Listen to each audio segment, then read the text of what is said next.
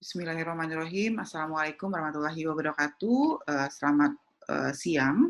Hari ini kita bertemu kembali untuk mata kuliah statistika. Materi yang akan saya sampaikan hari ini terkait dengan pengujian hipotesis ya. Semoga anak-anak Ibu semua dalam keadaan sehat sehingga tetap bisa mengikuti perkuliahan ini dengan baik. Ibu izin share screen terlebih dahulu.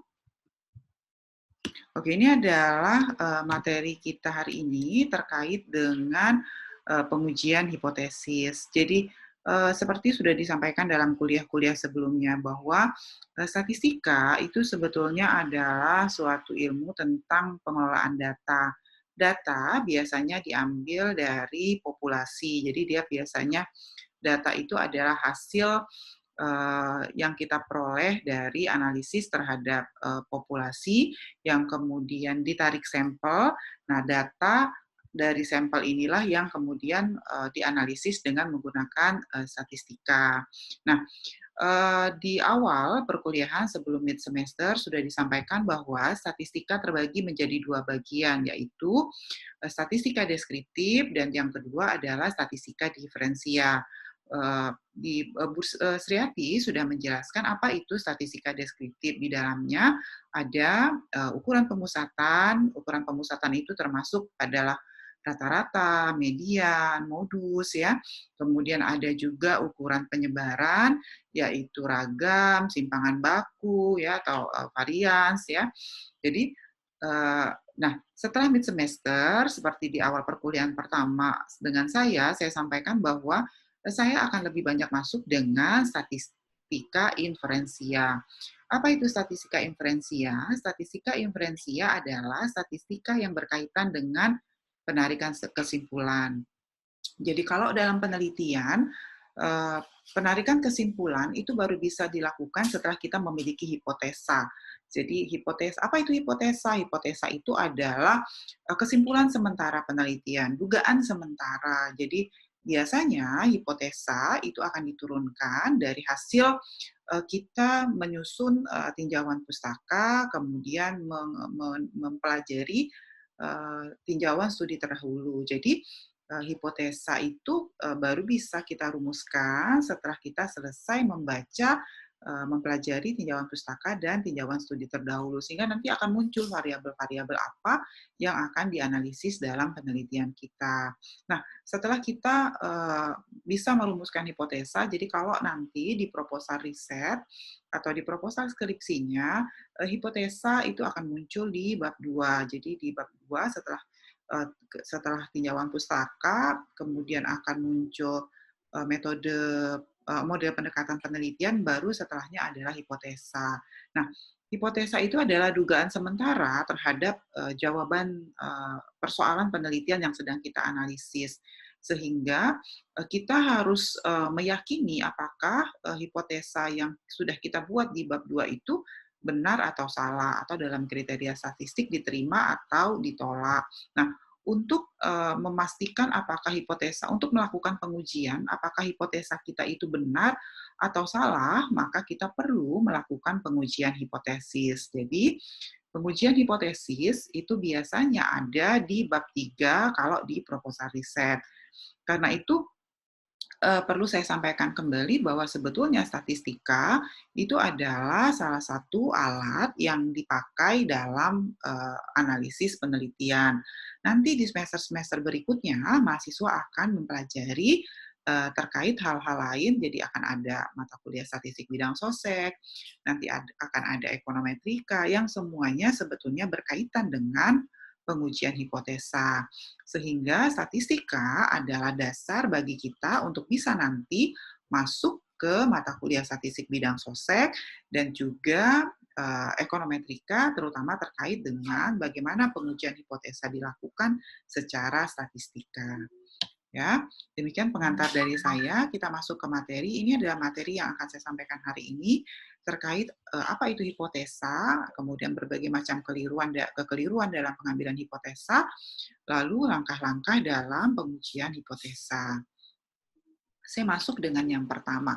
Apa itu hipotesa? Hipotesa adalah perumusan sementara mengenai suatu hal yang dibuat untuk menjelaskan eee, hal itu yang dituntut untuk melakukan pengecekan. Jadi hipotesa itu adalah, kesimpulan sementara yang perlu diuji kebenarannya dengan menggunakan metode statistika.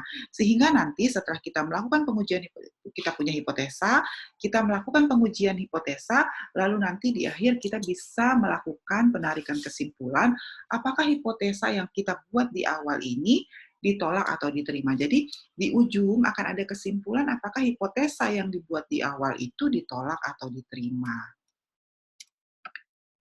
Ya. Nah, sebetulnya karena mata kuliah kita adalah mata kuliah statistika, maka hipotesa yang akan kita buat itu sebetulnya hipotesa statistika.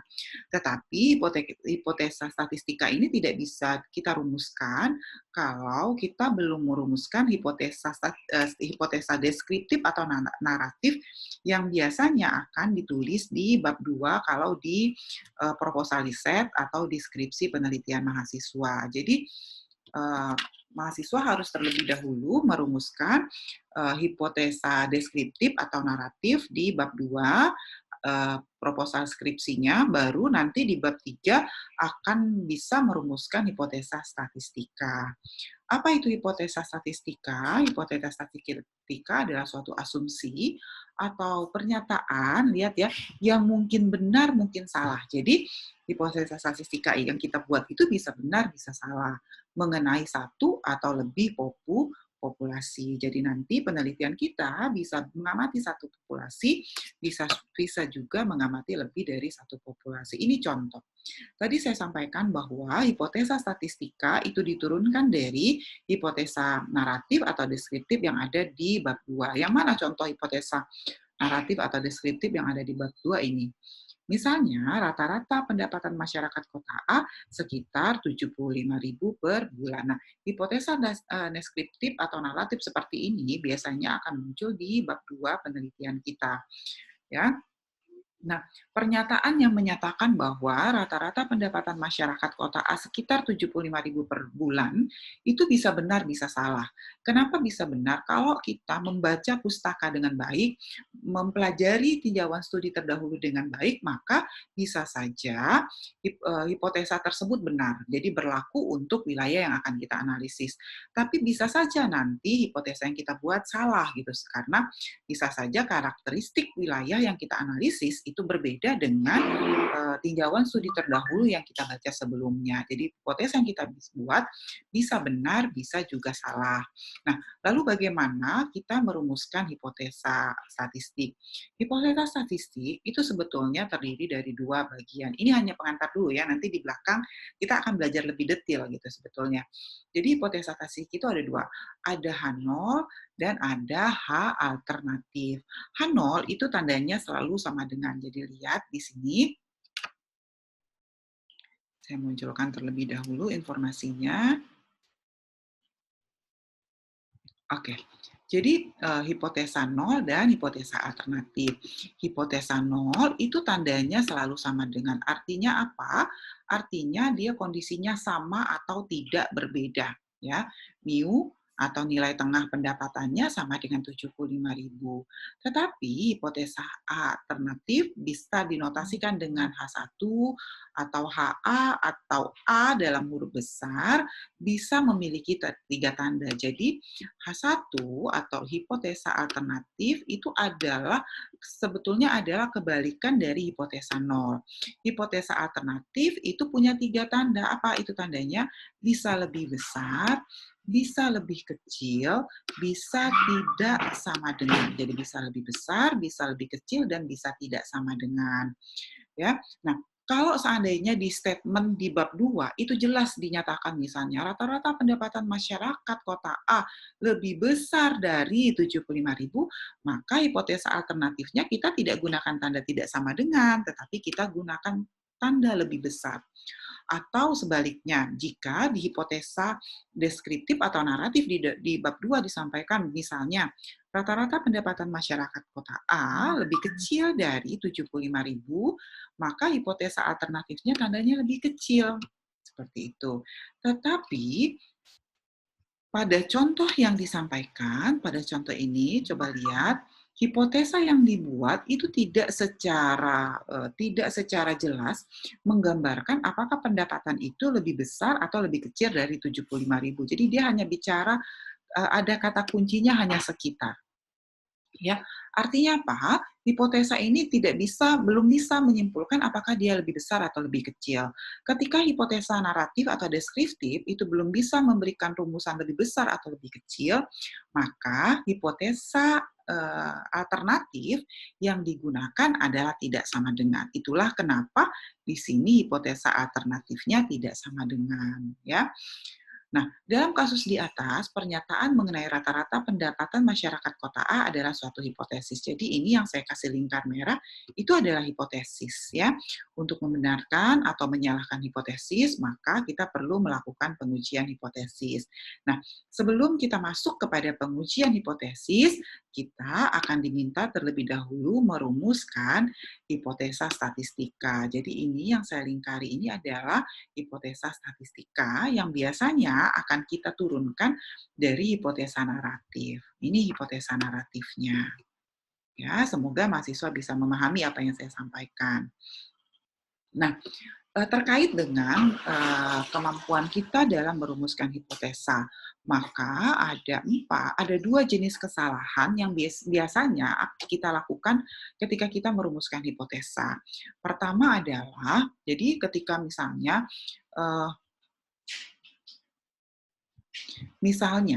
kita akan selalu merumuskan H0 ya, jadi H0.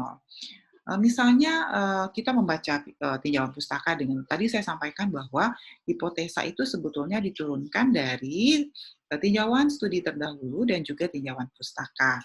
Misalnya kita membaca tinjauan pustaka dengan baik, kemudian kita memiliki referensi tinjauan studi terdahulu dengan lengkap, maka kita bisa merumuskan H0 dengan benar. Ya, jadi hipotesa nolnya dengan benar. Kalau hipotesa H0-nya benar, maka nanti ketika di akhir mau ambil keputusan, harusnya H0-nya diterima. Kan seperti itu ya. Jadi kita merumuskan H0-nya benar, tetapi berarti di akhir kesimpulan kita berharap H0-nya diterima.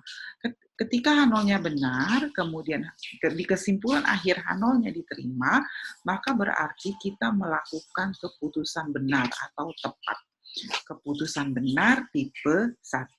Ya. Tetapi bisa saja dalam penelitian kita sudah merumuskan H0 dengan benar tadi karena kita membaca tinjauan studi pustakanya dengan baik, kemudian kita mendapatkan referensi tinjauan studi terdahulu dengan lengkap sehingga H0-nya benar.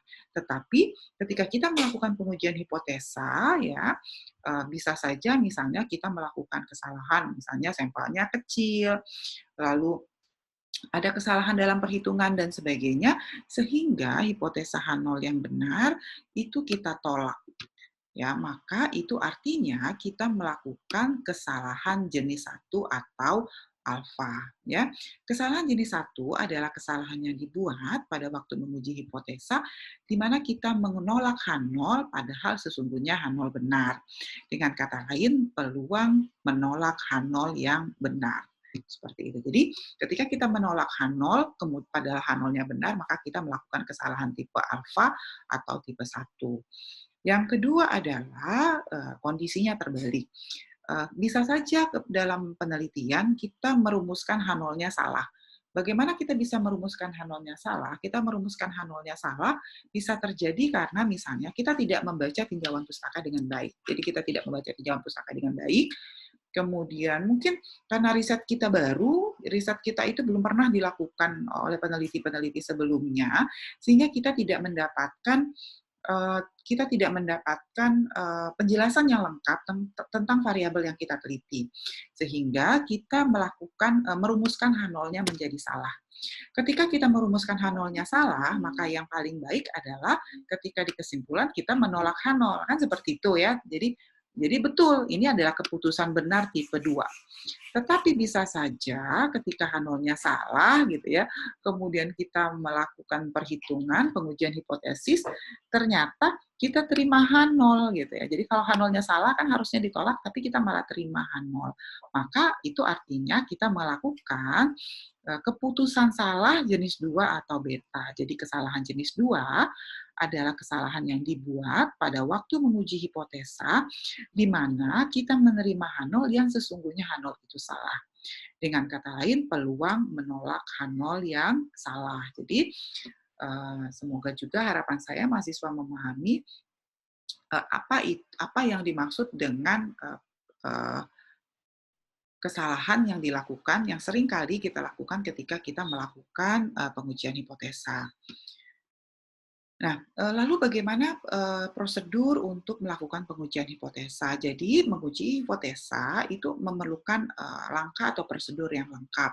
Biasanya secara umum ada 5 langkah yang akan kita gunakan ketika kita melakukan pengujian hipotesa. Langkah pertama adalah kita harus merumuskan terlebih dahulu hipotesis nol dan hipotesis alternatif. Jadi harus dirumuskan dulu hipotesis nol dan hipotesis alternatif. Yang kedua, kita akan diminta untuk memilih taraf nyata. Taraf nyata ya, jadi taraf nyatanya berapa? Misalnya 5% nanti. Nah, taraf nyata itu adalah peluang di mana nanti berapa besar taraf nyata itu sebetulnya berkaitan dengan kemungkinan kesalahan yang kita lakukan dalam penelitian atau dalam pengujian hipotesa kita. Kalau seandainya nanti kita menentukan taraf nyatanya 5%, maka kemungkinan kesalahan pengujian yang kita lakukan adalah 5%, sementara kebenaran kesalahan penelitian yang kita lakukan adalah 95%. Ya. Artinya apa? Makin kecil taraf nyata, maka makin besar kebenaran pengujian hipotesis yang kita lakukan. Langkah ketiga, kita akan diminta untuk menentukan uji statistika. Nah, ini sebetulnya nanti akan ada banyak sekali metode uji statistika yang akan kita pelajari. Jadi di sini di mata kuliah statistika kita akan mempelajari uji Z kita sudah pelajari minggu lalu, uji T hari ini kita akan mengulang kembali mempelajari uji Z dan uji T karena uji Z dan uji T itu adalah salah satu metode pengujian yang metode uji statistika yang bisa dipakai dalam pengujian hipotesa. Yang ketiga, kita akan membuat aturan terkait dengan pengambilan keputusan. Jadi kaidah atau kalau dalam statistika sering disebut dengan kaidah pengambilan keputusan. Lalu yang kelima, kita akan melakukan pengambilan kesimpulan. Pengambilan kesimpulannya nanti ada 2. Pengambilan kesimpulan yang pertama adalah kita diminta menolak. Kita bisa menolak. Kita tidak menolak H0, ya, tidak menolak H0, atau justru kita menolak H0. Jadi akan ada 2 kesimpulan yang kita ambil, kita tidak menolak H0 atau justru kita menolak H0. Ya, saya ulangi sebelum saya berlanjut ke slide berikutnya, bahwa ada 5 prosedur dalam melakukan pengujian statistika. Prosedur yang pertama adalah merumuskan hipotesa nol dan hipotesa alternatif. Hipotesa yang kedua adalah memilih taraf nyata, yang ketiga adalah menentukan alat uji statistikanya, kemudian yang keempat adalah menentukan kaidah pengambilan keputusan, dan yang kelima adalah melakukan pengambilan kesimpulan. Mohon diingat, pengambilan kesimpulannya nanti bisa ada 2 macam, tapi salah satunya, apakah kita menolak hipotesa nol atau tidak menolak hipotesa nol.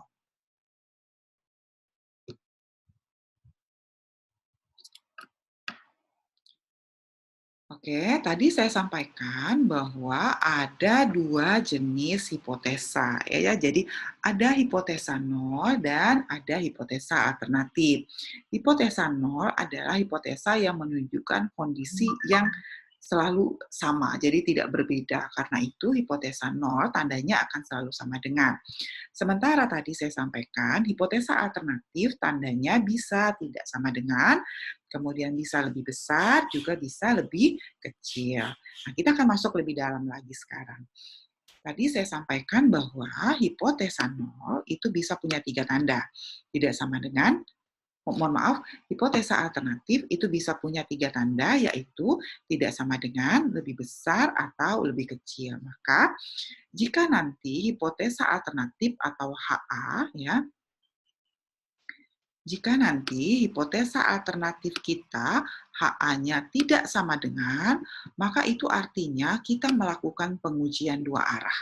Nah, tolong dipahami. Jadi pengujian itu ada pengujian statistika, ada yang dua arah dan ada yang satu arah. Apa yang membedakan? Pengujian dua arah itu dilakukan jika hipotesa alternatifnya bertanda tidak sama dengan. Ya, sementara satu lagi namanya pengujian satu arah. Apa itu pengujian satu arah? Pengujian satu arah adalah pengujian di mana hipotesa alternatifnya bertanda lebih besar atau lebih kecil saja. Jadi, kalau kita menggunakan tanda lebih besar atau lebih kecil, maka itu artinya kita melakukan pengujian satu arah. Mohon maaf, ini bukan H0 ya, tapi H1 ya, H1.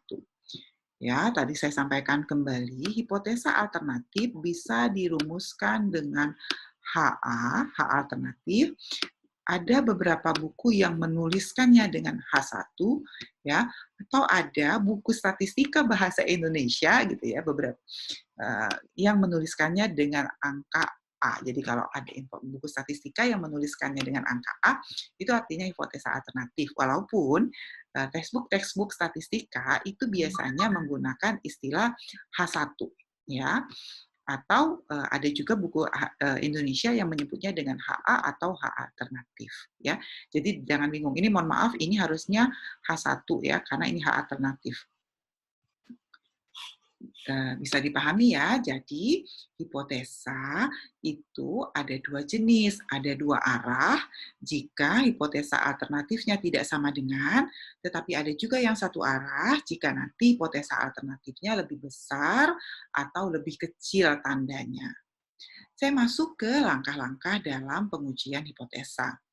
Tadi saya sampaikan bahwa hipotesa 0 ya biasanya lambangnya mohon maaf. Oke, hipotesa 0 itu biasanya dilambangkan dengan H saja. Pada beberapa buku statistika textbook bahasa Inggris, mereka akan menggunakan hipotesa 0 dengan notasi H0. Ya, seperti itu. Tetapi ada buku statistika bahasa Indonesia menuliskannya dengan hanya H saja. Tapi tidak apa-apa, jadi perbedaan notasi saja. Sementara H tandingan atau H alternatif, ada buku bahasa Indonesia statistika yang menuliskannya hanya dengan A, tetapi ada yang menuliskannya dengan H1 atau H alternatif. Jadi jangan bingung, ya, H itu bisa ditulis H0, sementara H alternatif atau H tandingan bisa ditulis dengan A, H1, H alternatif. Ya, jadi di kita, di SOSEK, kita akan lebih sering menggunakan penulisan dengan H1 atau H alternatif. Ya, jadi pasangan H adalah A. Ya.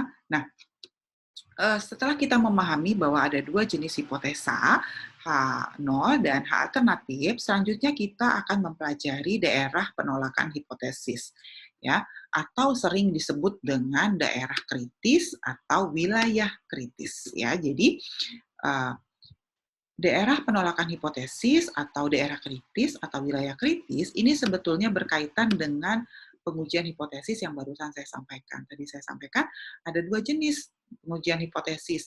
Ada yang dua arah, ada yang satu arah. Nah, pengujian hipotesis dua arah atau satu arah itu akan berdampak kepada daerah penolakan hipotesis H0-nya atau berdampak kepada daerah kritisnya.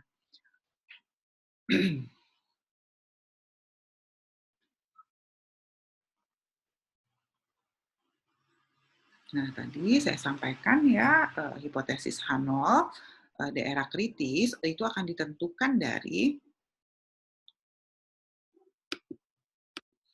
apakah dia dua arah atau pengujian kita satu arah. Jadi kalau lebih besar atau lebih kecil berarti pengujian kita satu arah, tetapi kalau dia tidak sama dengan maka pengujian kita menggunakan pengujian dua arah. Nah, dalam perkembangan lebih lanjut ya, tadi saya sampaikan bahwa hipotesa nol itu tandanya selalu sama dengan. Tetapi nanti ketika kita bicara wilayah kritis, maka ya, karena wilayah kritis itu nanti kita akan berkaitan dengan garis gitu ya, di mana wilayah ini adalah sebaran normal yang beberapa minggu kita bahas 2 minggu yang lalu. Ini adalah tabel sebaran normal, bisa bentuknya T, bisa bentuknya Z. Nah, ketika kita bicara sebaran normal, nanti misalnya minggu lalu kita dapat nanti misalnya wilayah kritisnya lebih besar. Kalau wilayah kritisnya lebih, kalau hipotesa alternatifnya lebih besar ya, maka nanti wilayah kritisnya ada di sebelah kanan. Jadi ini adalah wilayah kritis untuk hipotesa alternatif yang tandanya lebih besar. Maka dia wilayah kritisnya ada di sebelah kanan, wilayah kritisnya ada di sebelah kanan. Maka kalau kita menggunakan hipotesa hipotesa nolnya hanya dengan tanda sama dengan, ya, berarti kita tuh hanya berhenti di titik ini saja. Nah, nilai tengah hanya di sini kalau sama dengan. Tetapi kalau kita menggunakan tanda lebih kecil sama dengan, artinya apa? Artinya wilayah penerimaan yang tidak diarsir namanya wilayah penerimaan. Wilayah penerimaannya tidak hanya di titik ini saja, tapi mulai dari titik ini terus sampai ke kiri. Karena itu nanti kalau wilayah kritis itu ditentukan sebetulnya oleh hipotesa alternatif. Jika hipotesa alternatifnya adalah lebih besar, maka wilayah kritisnya lebih besar ke kanan. Dan ke wilayah sebelah kiri disebut dengan wilayah penerimaan. Jadi ini wilayah kritis. Wilayah kritis itu adalah wilayah di mana H0 ditolak. Sementara sebelah kiri yang tidak diarsir disebut dengan wilayah penerimaan. Wilayah penerimaan adalah wilayah di mana H0-nya diterima.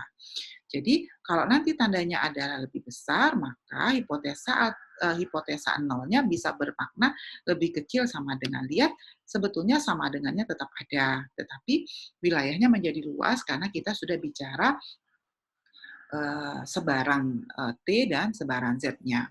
Ya, nah bagaimana kalau wilayah kritisnya, bagaimana kalau hipotesa alternatifnya lebih kecil? Kalau hipotesa alternatifnya lebih kecil, maka wilayah kritis kita nanti, ingat wilayah kritis adalah wilayah di mana H0-nya ditolak ya. Jadi wilayah kritisnya akan ada di sebelah kiri. Jangan lupa ini kalau sebaran Z atau T nilai tengahnya adalah sama dengan 0. Ya, wilayah kritisnya sebelah kiri. Apa itu wilayah kritis? Saya sampaikan kembali, wilayah kritis adalah wilayah di mana H0 ditolak. Maka yang tidak diarsir ini adalah wilayah penerimaan atau wilayah di mana H0 diterima. Karena itu, kalau dia lebih kecil, maka wilayah kritisnya ke kiri. Nah, dan kalau dia lebih besar sama dengan atau sama dengan, maka wilayah penerimaan H0-nya dari mulai titik pertama ini ke kanan. Ya, jadi saya sampaikan kembali, kalau kita melakukan pengujian satu arah, maka kalau kita melakukan pengujian satu arah, ada dua bentuk wilayah kritis. Wilayah kritis ditentukan oleh apakah hipotesanya lebih besar atau lebih kecil. Jika hipotesa alternatif lebih besar, maka wilayah kritisnya nanti sebelah kanan. Jika nanti hipotesa alternatifnya lebih kecil, maka wilayah kritisnya lebih kecil sebelah kiri. Yang tidak diarsir, yang di luar wilayah kritis disebut wilayah penerimaan H0. Nah, hipotesis yang memiliki tanda lebih besar sama dengan atau lebih kecil sama dengan itu disebut dengan hipotesa komposit. Ya, jadi hipotesis yang memiliki tanda lebih besar sama dengan atau lebih kecil sama dengan disebut dengan hipotesa komposit. Nah, jadi sekarang kita akan bahas lebih detail seperti apa sih sebetulnya wilayah kritis. Alternatif hipotesis A atau hipotesa alternatif dalam menentukan wilayah kritis. Wilayah kritis ditentukan apakah kita menggunakan hipotesa dua arah atau satu arah. Kita lihat yang pertama dulu, jika hipotesa alternatifnya tidak sama dengan. Tadi saya sudah sampaikan yang satu arah lebih besar atau lebih kecil. Lalu bagaimana wilayah kritis jika hipotesa alternatif kita tidak sama dengan, ya? Maka hipotesa wilayah kritisnya ada dua, di sebelah kanan dan di sebelah kiri. Gitu ya, saya ulang, jika nanti hipotesa alternatif kita bertanda tidak sama dengan, maka wilayah kritisnya ada dua, sebelah kanan dan sebelah kiri. Ya, karena dia ada sebelah kanan dan sebelah kiri, maka nanti taraf nyatanya akan dibagi dua. Jadi sebelah ini taraf nyata atau alfanya akan dibagi dua. Maka luas sebelah kanan adalah setengah alfa, luas sebelah kiri adalah juga setengah alfa, dan kalau dijumlahkan nanti alfanya menjadi satu. Sementara wilayah yang tidak diarsir yang ini, ya, atau wilayah antara D1 dengan D2 itu adalah wilayah di mana H0 diterima. Jadi ini adalah wilayah di mana H0 diterima, sementara yang diarsir adalah wilayah di mana H0-nya ditolak. Lalu tadi ini yang sudah saya sampaikan tadi, diulang kembali ya, bagaimana jika kita menggunakan hipotesa satu arah? Jika kita menggunakan hipotesa satu arah, lebih besar, maka tadi seperti tadi sudah saya sampaikan, maka hipotesa alternatifnya satu arah lebih besar, maka wilayah kritisnya di sebelah kanan. Ingat, jika kita menggunakan hipotesa satu arah lebih besar, maka wilayah kritis di sebelah kanan, dan nanti taraf nyatanya tidak perlu dibagi dua, taraf nyatanya tetap alfa. Ya, yang diarsir merah ini adalah wilayah kritis atau wilayah di mana H0 ditolak, atau daerah penolakan H0, sementara yang tidak diarsir adalah wilayah atau daerah penerimaan H0. Selanjutnya, jika lebih kecil, tadi juga sudah saya sampaikan, jika kita menggunakan hipotesa alternatif lebih kecil, maka wilayah kritisnya akan ada di sebelah kiri. Di sebelah kiri, yang tidak diarsir adalah wilayah penolakan H0, sementara yang diarsir adalah wilayah penolakan H0. Jadi, satu yang perlu, jadi ini wilayah di mana H0 diterima, dan yang sebelah kiri adalah wilayah di mana H0-nya ditolak. Kita akan masuk ke itu tadi tadi saya sampaikan bahwa langkah pertama dalam melakukan pengujian hipotesa adalah merumuskan hipotesa. Kita sudah mempelajari cara untuk merumuskan hipotesa. Yang kedua, setelah kita mengetahui, setelah kita merumuskan hipotesa, kita akan diminta untuk menentukan taraf nyata. Taraf nyata itu biasanya dalam pengujian statistika, jadi taraf nyata atau alfa ya, itu adalah alfa taraf nyata. Alfa itu menunjukkan kemungkinan kesalahan yang kita lakukan dalam pengujian hipotesa. Jadi, artinya apa? Makin kecil alfa, berarti pengujian hipotesa kita makin baik. Biasanya pengujian hipotesa dilakukan pada taraf 1%, ya, pengujian hipotesa dilakukan dalam taraf 1%, atau kalau kita tulis dia menjadi 0,01, atau 5% itu adalah 0,05. Nah, jika kita menetapkan alfa yang kita pakai dalam penelitian kita adalah 1%, maka itu artinya kesalahan penelitian kita 1%, sementara kebenaran pengujian hipotesis yang kita lakukan adalah 99%. Selanjutnya, jika kita memutuskan menggunakan alfa 5%, maka itu artinya kesalahan pengujian hipotesis yang kita lakukan adalah 5%, sementara kebenaran pengujian hipotesis yang kita lakukan adalah 95%. Lalu siapa yang menentukan besaran taraf alfa? Yang menentukan taraf alfa dalam pengujian hipotesis adalah si penelitinya sendiri. Ya, jadi yang menentukan apakah kita akan menggunakan alfa 1%, 5%, bahkan ada beberapa penelitian yang menggunakan 10%. Nah, itu yang menentukan adalah peneliti sendiri. Tetapi peneliti harus memahami bahwa makin kecil alfa, maka makin baik penelitiannya. Saya ikutin ya sampai sini. Jadi saat pahami bahwa alfa itu makin kecil makin baik. Nah, kalau penelitian-penelitian teman-temannya yang ada di teknis, misalnya di AIT, yang penelitiannya di laboratorium, maka biasanya mereka paling tinggi menggunakan alfa atau taraf nyata itu 5%. Kenapa mereka paling tinggi menggunakan alfa atau taraf nyata 5%? Itu karena kenapa? Karena dalam penelitian-penelitian laboratorium, hampir semua peralatan itu bisa dijaga sama perlakuannya. Jadi misalnya melakukan pengembangbiakan bakteri di media agar ya kalau di laboratorium. Maka media agarnya sama, bentuk cawan petrinya sama, ketebalan media agarnya sama, inokulumnya sama, seperti itu. Sehingga mereka bisa mematok karena hampir semuanya homogen, maka biasanya kalau penelitian-penelitian laboratorium paling tinggi kesalahan itu diizinkannya 5%. Tetapi terkadang karena kita adalah orang sosial ekonomi, kalau orang sosial ekonomi sampel penelitian kita itu adalah manusia ya, jadi petani biasanya. Nah, petani ini kita susah nyari petani, kita tidak akan pernah bahkan menemukan petani yang umurnya sama, pendidikannya sama, keahliannya sama, pengalamannya sama, kemudian karakteristik ekologi lahannya sama, kita susah akan menemukan petani yang betul-betul sama. Karena itu terkadang dalam penelitian sosial ekonomi, kita memberikan toleransi alfa itu kadang-kadang bisa lebih dari 5%, ya, kadang-kadang bisa lebih dari 5%. Tetapi tolong dipahami bahwa alfa itu yang paling baik adalah yang paling kecil. Kenapa yang paling baik adalah yang paling kecil? Karena makin kecil alfa yang kita gunakan, ya, artinya makin kecil kesalahan dalam penelitian yang kita lakukan, ya. Oke, itu adalah metode yang kedua, yaitu cara menentukan taraf nyata.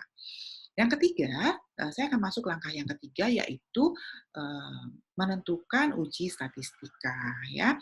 Jadi menentukan uji statistika itu artinya setelah kita menentukan hipotesa, kita merumuskan mau menggunakan alfanya berapa, ketiga kita harus menentukan metode ujinya gitu. Ini hipotesa mau diuji pakai metode apa sih gitu ya. Sebetulnya dalam statistika metode awal yang dipakai untuk melakukan pengujian statistika itu adalah uji Z. Ya, uji Z. Jadi minggu lalu kita sudah belajar tentang uji Z. Nah, uji Z ini uh, digunakan untuk pada saat kapan sih? Nah, oke ya. Jadi uji Z itu digunakan pada saat kita mengambil sampel gitu ya. Jadi penelitiannya tetap mengambil sampel, tetapi kita punya informasi tentang simpangan baku populasi. Ya, minggu lalu saya sudah sampaikan. Jadi uji Z dipakai jika kita punya informasi tentang simpangan baku populasi. Tapi kalau kita tidak punya informasi tentang simpangan baku populasi, maka nanti kita akan menggunakan uji T. Uji Z dan uji T itu sebetulnya adalah uji rata-rata nilai tengah. Jadi sama-sama merupakan uji rata-rata nilai tengah dalam konteks statistika. Hari ini kita akan masuk lebih dalam mengenai uji Z dan uji T. Karena tadi saya sampaikan bahwa kita punya hipotesa dua arah dan satu arah, maka saya akan masuk dulu contoh uji rata-rata untuk uji rata-rata nilai tengah. Mohon maaf, mu ini adalah nilai tengah, jadi saya akan mulai dulu uji rata-rata nilai tengah untuk uji dua arah atau dua pihak atau dua sisi. Jadi ada buku yang menyebutnya dua sisi, ada yang menyebutnya dua pihak, ada yang menyebutnya dua arah, itu sama ya. Artinya apa? Kalau dia dua arah, berarti tanda hipotesa alternatifnya apa? Tanda hipotesa alternatifnya adalah tidak sama dengan. Ya. Nah, sekarang saya akan masuk dulu berbagai metode pengujian yang akan dipelajari dalam uji rata-rata nilai tengah. Ada banyak sekali gitu kalau di Walpole, nanti dibuka di pengujian hipotesi di Walpole. Rumus ini ada di bukunya Walpole ya. Ada banyak sekali gitu metode pengujian yang bisa kita pakai ketika kita mempelajari uji statistika rata-rata nilai tengah. Bisa untuk satu populasi, juga bisa untuk dua populasi. Untuk dua populasi nanti bisa populasinya dua populasi saling bebas, dua populasi terikat. Nah, untuk mata kuliah statistika kali ini, karena keterbatasan waktu, karena kendala kita tidak bisa bertemu langsung, saya hanya akan menjelaskan pengujian statistika untuk satu populasi saja, walaupun di buku Walpole itu sudah disampaikan ada yang untuk dua populasi bebas dan dua populasi terikat. Nanti di mata kuliah statistika kita akan belajar lebih detail bagaimana di mata kuliah statistika bidang sosek, maksud saya kita akan belajar lebih detail bagaimana uji rata-rata beda nilai tengah itu dipelajari kembali untuk dua populasi saling bebas dan dua populasi terikat, ya. Tapi rumus ini adalah rumus lengkap gitu, jadi bisa untuk rumus yang awal, misalnya yang pertama dan kedua itu adalah ini adalah uji Z jika simpangan baku populasi diketahui. Jadi rumus yang pertama, ini adalah rumus ketika simpangan baku populasi diketahui. Lihat, di mana lihatnya di sini. Yang kedua, jika simpangan baku populasi tidak diketahui, maka kita akan menggunakan uji T. Bedanya apa? Rumusnya rumusnya sebetulnya sama persis dengan rumus uji Z, hanya bedanya di uji Z, data mengenai simpangan baku populasi diketahui. Tetapi kalau di uji T, kita tidak punya informasi tentang simpangan baku populasi. Maka yang kita gunakan adalah simpangan baku sampel. Ya, komponen lainnya sama, ini adalah rata-rata sampel, nilai tengah, dan akar dari sampel. Kita juga bisa melakukan pengujian, tadi saya sampaikan untuk dua populasi. Jadi rumus di kolom ketiga dan keempat ini adalah rumus yang nanti akan kita pakai kalau kita melakukan pengujian untuk dua populasi, baik bebas maupun terikat. Nah, ya, jadi kalau yang ini ini adalah uji Z untuk dua populasi yang saling bebas, yang populasi yang saling bebas, uji Z, jika simpangan baku, jadi yang ketiga ini adalah uji Z untuk dua populasi, jika, ya lihat, jika simpangan baku populasinya diketahui dan sampelnya adalah sampel bebas. Sementara kolom keempat itu adalah uji T untuk sampel bebas jika simpangan baku populasi tidak diketahui. Sehingga yang masuk adalah ragam sampel. Ya, kemudian ini juga sama uji T yang akan digunakan jika simpangan baku populasi tidak diketahui. Kemudian bagaimana untuk dua sampel terikat? Jika kita menggunakan dua sampel terikat, maka ini adalah rumusnya. Jadi dua sampel terikat, simpangan baku populasi tidak diketahui, maka kita menggunakan uji T untuk dua sampel terikat. Dan ada juga nanti pengujian proporsi, ya, nanti akan kita pelajari juga pengujian proporsi. Lalu nanti di minggu depan kita akan mempelajari regresi dan korelasi, dan minggu selanjutnya kita akan mempelajari analisis ragam. Jadi untuk analisis ragam ini nanti akan kita pelajari dalam satu kali pertemuan khusus, ya. Saya mulai yang pertama, yaitu uji Z untuk kondisi di mana simpangan baku populasi diketahui dan pengujiannya dua arah. Oke, sebelum Ibu lanjutkan, coba ditebak dulu, ya, coba ditebak dulu bagaimana kita mendeteksi bahwa pengujian yang akan kita lakukan adalah pengujian dua arah. Coba, apakah bisa ada yang menebak? Oke. Ya, jadi betul. Untuk mengetahui apakah kita melakukan pengujian dua arah atau satu arah, maka lihat tanda pada hipotesis alternatif. Ya, lihat tanda pada informasi pada hipotesis alternatif. Jika hipotesis alternatif tandanya tidak sama dengan, maka itu artinya pengujian kita dua arah. Ingat, kalau pengujian kita dua arah, ya, nanti wilayah kritisnya ada di sebelah kanan dan di sebelah kiri. Karena wilayah kritisnya ada dua, maka artinya alfanya atau taraf alfanya nanti harus kita bagi dua, setengah alfa di sebelah kanan dan setengah alfa di sebelah kiri. Ya, rumusnya Z. Maka apa bedanya tadi saya sampaikan? Ini adalah rumus uji Z, yang masuk adalah simpangan baku populasi.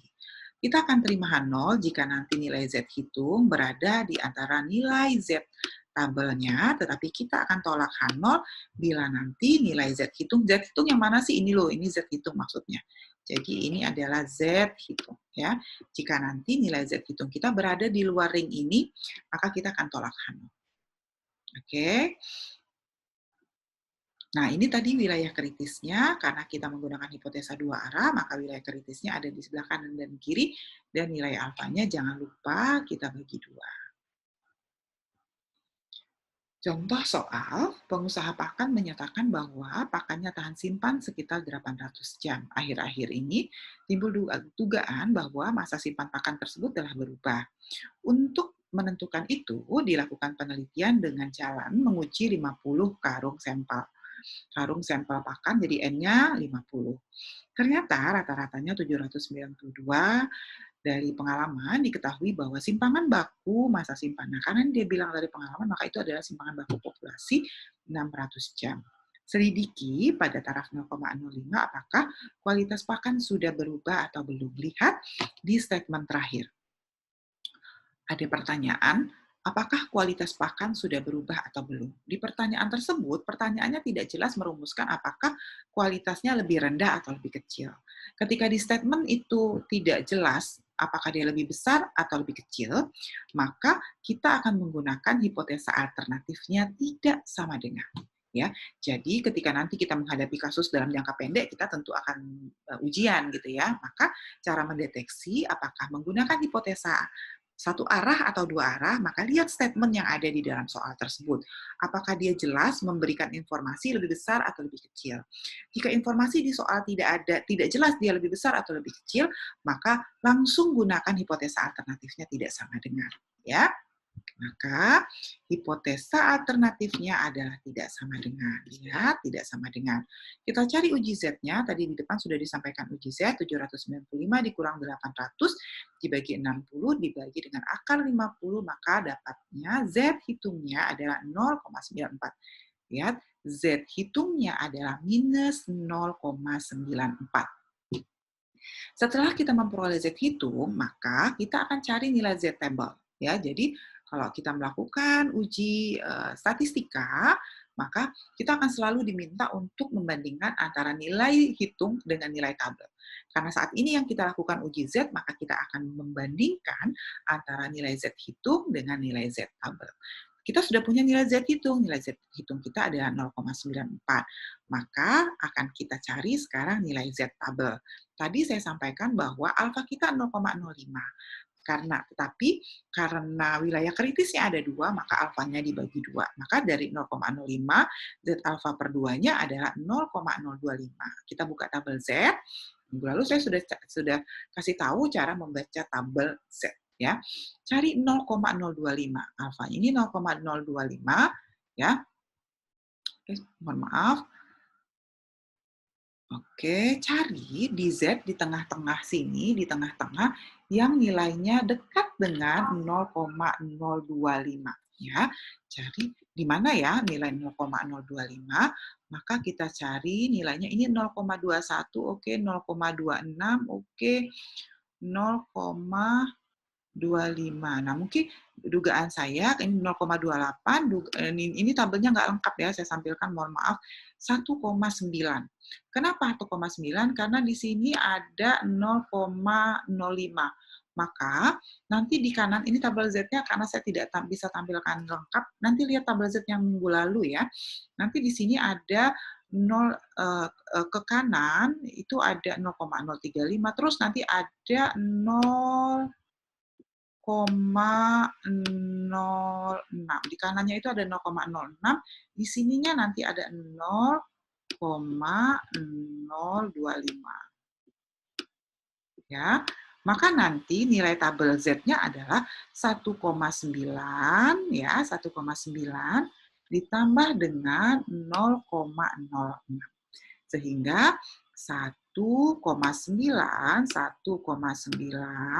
ditambah nilai atasnya adalah 0,06, maka nilai Z hitungnya adalah 1,96. Ya, jadi cari nilai alfanya di tengah, nilai Z-nya, nilai di kiri ditambah dengan nilai di atas. Kita dapat 1,96.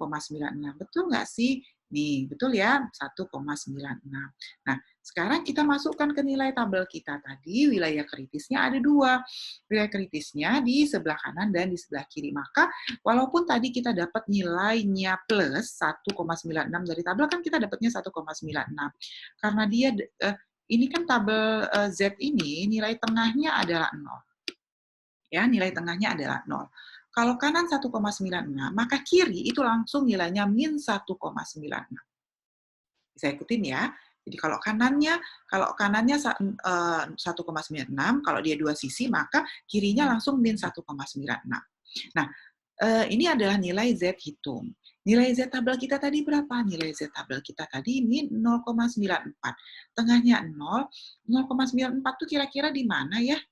Nah, kalau di sini 0, maka saya kasih tanda misalnya di sini. Di sini adalah min 0,94. Oke.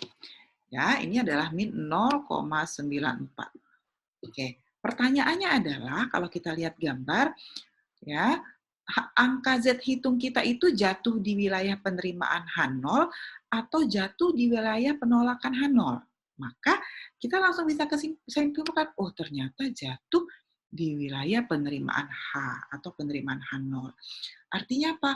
Kita kesimpulannya adalah H0 atau H-nya diterima.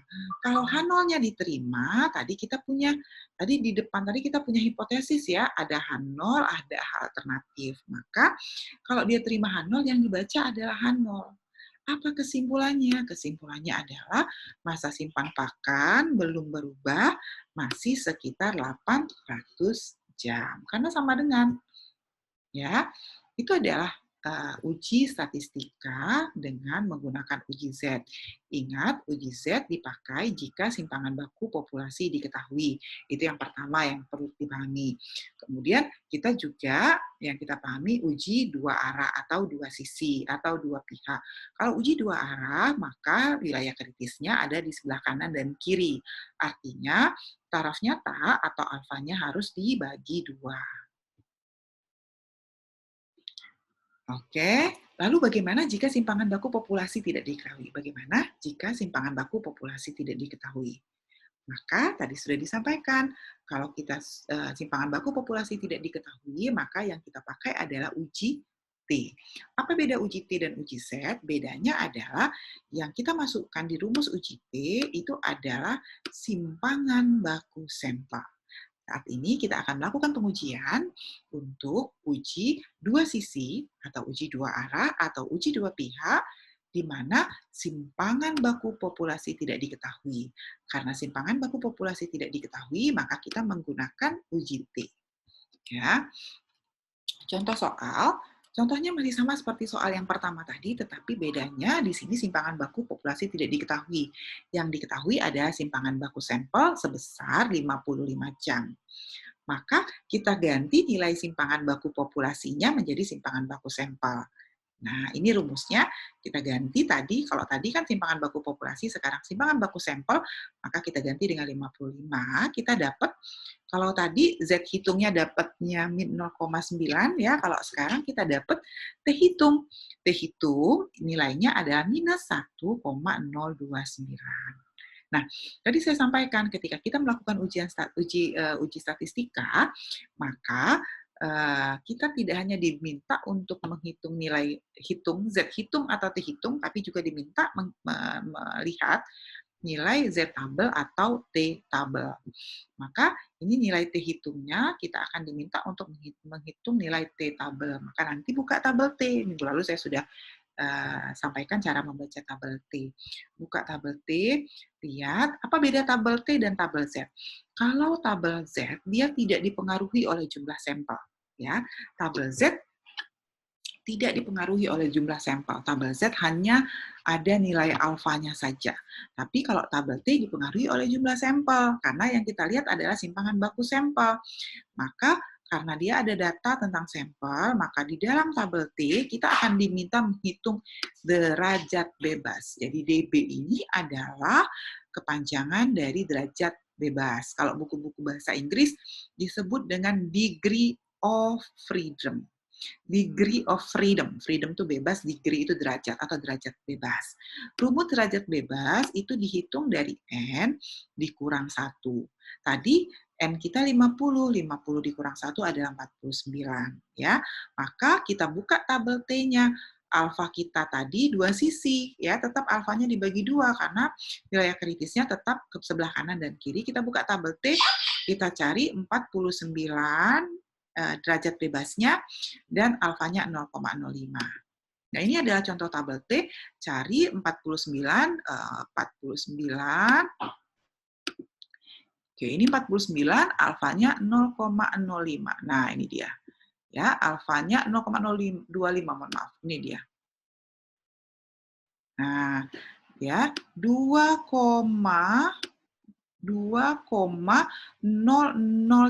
atau bisa kita bulatkan ke 2, mohon maaf, 2,009 ya, maka bisa kita bulatkan menjadi 2. Aduh, tulisan saya mohon maaf ya, tulisannya bagus sekali nih. 2,01 ya. Maka kita kembali ke depan, kita kembali ke sini. Kalau kita kembali ke sini, oke. Nah, ini tadi wilayah kritisnya. Maka berarti karena wilayah kritis ini sama ya, tabel T itu kalau distribusi T nilai tengahnya juga 0. Distribusi T nilai tengahnya juga 0. Ya, karena tadi T hitungnya 2,01, maka ditulis positif sebelah kanan. Karena tengahnya 0, maka otomatis sebelah kiri adalah cerminannya langsung min 2,01. Hasil pengujian kita tadi berapa? Hasil pengujian kita tadi kalau tidak salah 1,09 ya, betul nggak? Ya, mohon maaf ya kalau salah ini. Soalnya kalau Ibu balik ke halaman sebelumnya nanti catatannya hilang. Tapi paling tidak dia jatuh di sinilah kira-kira. 1 kan ya nilainya. Maka ada di mana? Ada di wilayah kritis atau di wilayah penerimaan. Oh, ternyata nilai T hitung jatuh di wilayah penerimaan. Artinya apa? Kita terima H0. Maka baca terima, maka Ibu kembali ke sini, terima H0, ya, T 1,02 itu jatuh di wilayah penerimaan. Artinya kita terima H0, kesimpulannya apa? Karena kita terima H0, maka kesimpulannya adalah masa simpan pakan belum berubah, masih sekitar 800 jam. Ya, jadi kita sudah mempelajari 2 uji, yaitu uji T dan mohon maaf, kita sudah mempelajari 2 uji, yaitu uji Z dan uji T. Dua-duanya saat ini yang kita pelajari untuk 2 sisi. Kalau 2 sisi, maka tanda untuk hipotesa alternatifnya adalah tidak sama dengan. Maka ketika tanda untuk hipotesa alternatifnya tidak sama dengan, ingat, alfanya dibagi 2 dan wilayah kritisnya ada di sebelah kanan dan di sebelah kiri. Ya. Semoga anak-anak Ibu bisa memahami sampai sejauh ini pemahaman penjelasan yang Ibu berikan. Oke, kita lanjutkan. Tadi kita sudah mempelajari uji Z dan uji T untuk 2 sisi. Sekarang kita masuk untuk pengujian 1 sisi. Oke. Tadi saya sampaikan untuk uji 1 sisi itu bisa bertanda lebih besar, bisa juga bertanda lebih kecil. Ini kita bahas dulu yang bertanda lebih besar atau uji pihak sebelah kanan. Jadi nanti kalau dia lebih besar, ingat maka wilayah kritisnya nanti di sebelah kanan ya. Nah, kita lihat dulu yang uji 1 sisi sebelah kanan, di mana simpangan baku populasinya diketahui. Kriterianya, kita akan tolak H0 jika nanti nilai Z hitung kita jatuh, nilai Z hitung itu lebih besar sama dengan Z alfa per 2, kita akan tolak H0. Ini contohnya. Ya, saya langsung masuk soal. Rumusnya sama ya, jadi rumus uji Z dan rumus uji T itu tidak saya sampaikan kembali karena rumusnya sama dengan ketika kita melakukan pengujian 2 sisi. Yang berbeda hanya hipotesanya. Nanti perbedaan hipotesa akan berdampak pada penentuan wilayah kritis dan pada pengambilan kesimpulan dan juga pada penentuan alfanya. Jadi kalau dia satu sisi, nanti alfanya tidak perlu dibagi dua. Ya, Ibu lanjutkan dengan soal. Pada suatu pabrik pakan dihasilkan rata-rata 15,7 ton sekali produksi. Hasil produksi mempunyai simpangan baku 1,51. Metode produksi baru diusulkan untuk menggantikan metode yang lama jika rata-rata per sekali produksi menghasilkan paling sedikit 16 ton. Untuk menentukan apakah metode lama diganti atau tidak. Ya, metode pemberian pakan yang baru dicoba 20 kali, berarti N-nya 20, dan ternyata rata-rata sekali produksi menghasilkan 16,9 ton. Pemilik bermaksud mengambil risiko 5%, berarti alfanya 5% untuk menggunakan metode baru. Apabila metode ini rata-rata menghasilkan lebih dari 16 ton. Bagaimana kesimpulannya? Mau pakai metode baru atau mau pakai metode lama? Oke, sekarang kita cermati dulu soalnya. Bagaimana di kasus ini kita bisa menentukan bahwa hipotesanya satu sisi. Ya, tidak hanya menentukan bahwa hipotesanya satu sisi, tapi juga satu sisi lebih besar. Statement yang mana sih, gitu ya? Statement yang mana sih di soal ini yang memberikan informasi tentang hipotesa satu sisi lebih besar? Coba ditebak dulu sebelum Ibu kasih penjelasan. Ada kalimat pertama di sini, ada kalimat kedua, ada kalimat ketiga, ada kalimat keempat. Kalimat yang mana sih yang memandu kita untuk menentukan bahwa hipotesanya lebih besar dan satu arah? Oke, betul. Jadi kalimat keempat. Kenapa kalimat keempat? Karena di kalimat keempat ada kata-kata lebih dari 16 ton. Ya, lebih dari 16 ton. Oke, sekarang lihat statement di kalimat kedua yang saya kasih merah. Ya, tadi di depan saya menjelaskan tentang hipotesa komposit. Hipotesa komposit itu apa sih? Hipotesa komposit itu adalah hipotesa yang tanda pada hipotesa nolnya tidak sama dengan, tetapi bisa lebih kecil sama dengan, atau lebih besar sama dengan. Ingat nggak? H nolnya itu, ya, tandanya hipotesa komposit itu bisa lebih besar sama dengan, atau bisa lebih kecil sama dengan. Ya, artinya apa? Kalau hipotesa alternatifnya lebih besar, maka hipotesa kompositnya bisa lebih kecil sama dengan. Betul nggak sih kita lihat? Nah, ya. Jadi lihat, ini namanya hipotesa komposit. Jadi tadi kita mempelajari hipotesa alternatif, hipotesa nolnya selalu sama dengan. Jadi tanda hipotesa nol sama dengan itu sebetulnya maknanya untuk hipotesa satu arah bisa lebih besar sama dengan atau bisa lebih kecil sama dengan, tergantung pada tanda pada hipotesa alternatif, ya. Maka H0-nya adalah mu lebih kecil sama dengan 16, berarti rata-rata hasil produksi baru paling tinggi 16 ton, atau maka metode lama dipertahankan, sementara hipotesa alternatifnya lebih besar, berarti rata-rata metode hasil baru lebih dari 16 ton. Ya. Maka sama seperti tadi, kita masukkan, kita cari Z hitung ke rumus uji Z. Maka kita dapat nilai Z hitung 2,65. Kalau kita sudah dapat nilai Z hitung 2,65, maka kita perlu cari nilai Z tabel. Tadi kalau di uji dua sisi, Z tabelnya 0,05, tapi karena dibagi 2 menjadi 0,025. Nah, sekarang kita menggunakan alfanya 0,05. Maka kita buka tabel Z, kita cari, ada nggak nih ya? Oke, nggak ada. Kita buka tabel Z, kita cari, Ibu kembali ke tabel Z yang lama ya, ke sini. Nah, tabel T, mohon maaf, tabel Z. Nah, ini tabel Z-nya. Cari di tengah-tengah ini nilai 0,05. Cari di tengah-tengah ini nilai 0,05. Kalau udah ada Kalau tidak ada yang persis sama, maka cari yang nilainya paling dekat. Nanti dapatnya tabel Z yang lengkap. Nanti buka tabel Z yang minggu lalu ya, yang lebih lengkap. Nanti dapatnya 1,6 di sini, di atasnya itu ada 0,04. Nah, itu nanti 0,0495 bla bla bla. Nanti 0,04 itu. Nanti dapatnya 1, jadi nanti dapatnya 1,6 ditambah atasnya adalah 0,04.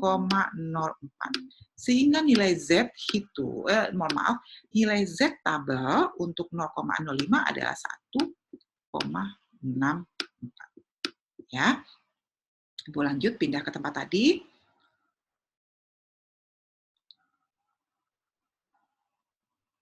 Oke. Nah, sekarang dapat 1,64.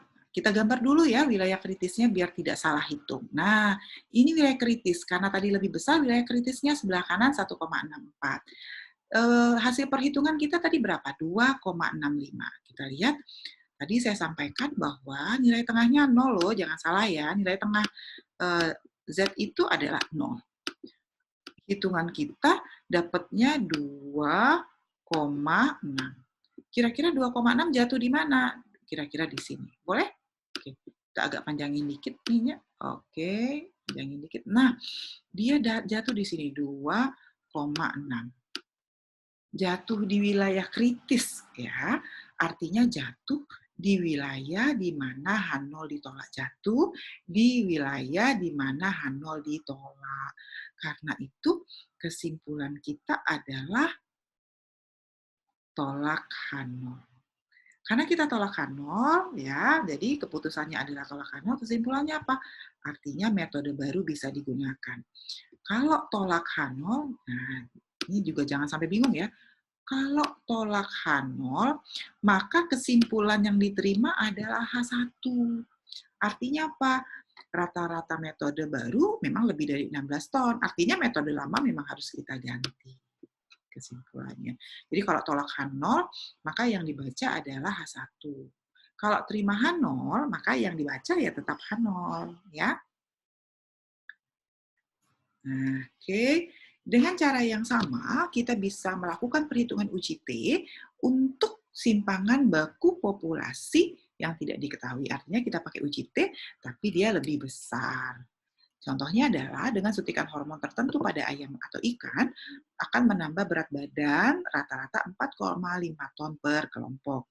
Sampel acak yang terdiri atas 31 ayam dan ikan yang telah diberi suntikan hormon memberikan rata-rata 4,9 dan simpangan baku 0,8. Jadi simpangan baku 0,8 ini adalah data untuk 31 orang ini.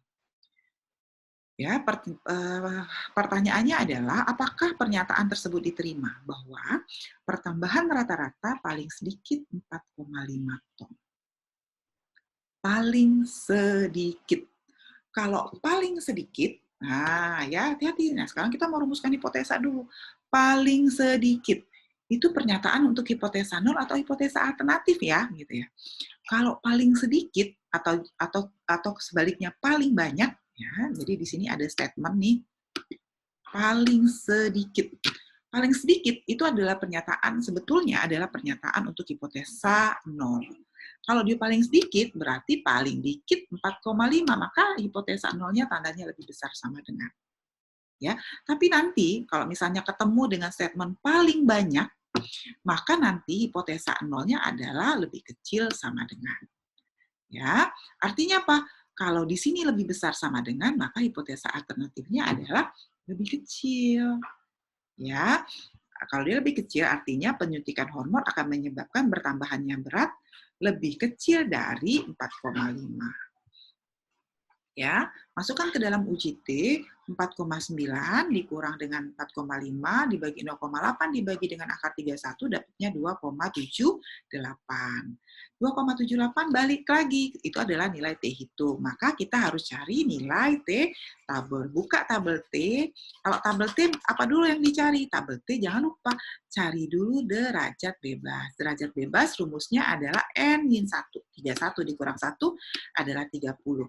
Nanti cari di tabel T sebelah kirinya 31, di atasnya 0,01 ya alfanya. Nanti dapatnya 2,46. Ya, setelah ada 2,46, maka kita gambar sebelah kanan 2,46 nih 2,4. Hasil perhitungan kita berapa dapatnya? 2,78. 2,78 itu kira-kira ada di sebelah kanan atau di sebelah kiri? Di sebelah kanan, artinya ada di wilayah di mana H0 ditolak. Karena itu kesimpulannya betul nggak nih? Kesimpulannya tolak H0. Kenapa H0 ditolak? Karena hasil T hitung jatuh di wilayah kritis. Ya. Artinya apa kesimpulannya? Penyuntikan hormon pada ayam tidak menyebabkan bertambahnya berat paling sedikit 4,5 ton. Uji sebelah kiri itu bisa kita lakukan dengan cara yang sama, ya hanya bedanya kalau uji satu pihak lebih kecil, yang membedakan itu hanya hipotesa alternatifnya. Jadi nanti hipotesa alternatifnya lebih kecil. Ya. Nah, oke, jadi Ibu tidak kasih lagi soalnya. Ya. Nah, sekarang Ibu akan masuk uji proporsi. Uji proporsi juga sama, bisa dilakukan untuk dua sisi, bisa dilakukan untuk satu sisi. Ya, sekarang Ibu kasih untuk contoh untuk uji proporsi dua sisi atau dua pihak. Artinya hipotesa alternatifnya tandanya tidak sama dengan betul. Nah, ya tandanya tidak sama dengan. Kapan sih dipakai uji proporsi? Uji proporsi ini sebetulnya dari sisi statistika dia tetap menggunakan tabel Z. Tetapi terkadang ketika kita penelitian, kita tidak mendapat data-data dalam bentuk absolut, jadi tidak mendapat data dalam bentuk jumlah gitu. Kita dapatnya datanya dalam bentuk proporsi persentase. Misalnya proporsi barang yang rusak itu 20%, seperti itu. Nah, ketika data-data kita itu yang kita peroleh itu bentuknya adalah proporsi, maka kita baiknya menggunakan uji proporsi ya. Rumusnya uji Z sama dengan P absen dikurang P dibagi dengan akar PQ dikali dengan M. Mungkin Ibu langsung masuk ke soal saja biar lebih mudah dipahami. Contoh soal, petani suatu desa menyatakan bahwa paling sedikit 15% petani mereka tidak menggunakan pupuk berimbang dalam menjalankan kegiatan usaha tani. Untuk mencek kebenaran tersebut, seorang peneliti mewawancarai 200 orang. Hasilnya, 17 orang dari mereka memang tidak menggunakan pupuk berimbang. Apakah kenyataannya cukup kuat untuk menolak pernyataan tersebut? Ya. Nah, oke. Jadi, maka, ya mohon maaf ya, ini ternyata contohnya adalah contoh untuk satu sisi ya, nggak apa-apa ya, tapi rumusnya sama. Karena dia paling sedikit, maka lebih besar sama dengan alternatifnya adalah lebih kecil, maka kita harus cari, nanti karena dia lebih kecil, wilayah kritisnya adalah di sebelah kiri. Ya, wilayah kritisnya sebelah kiri. Maka kita hitung dulu P absen, itu adalah X dibagi N, sama dengan 17 dibagi 200, 0,85. Q adalah 1 min P, tadi P-nya 15%, berarti 1 dikurang 0,15, 0,85. Maka kita cari ZZ adalah P absen dikurang P, dibagi dengan akar dari PQ dibagi dengan N. Maka 0,085 dikurang 0,15 dibagi dengan akar dari 0,15 dikali dengan 0,85 dibagi 200 sama dengan min 2,6. Nanti buka tabel Z, cari untuk alfa, ya, cari dulu tabel terlebih dahulu kita cari Z alfanya 0,1. Alfa 0,1 berarti nanti cari di tengah 0,1 nanti dapatnya 1,28. Kalau 1,28 itu artinya apa? Kalau dia 1,28 artinya nanti sebelah kiri di sebelah sisi kirinya 1,8, di sebelah atasnya 0,08. Makanya dapatnya nanti 1,28 ya. Oke. Nah, Z hitung kita jatuh di wilayah Z hitung kita kan 2,6, tengahnya 0. maka dia jatuh di wilayah kritis. Artinya kita tolak H0. Kalau tolak H0, baca H1. Artinya petani di desa tersebut kurang dari 15% yang tidak menggunakan pupuk berimbang.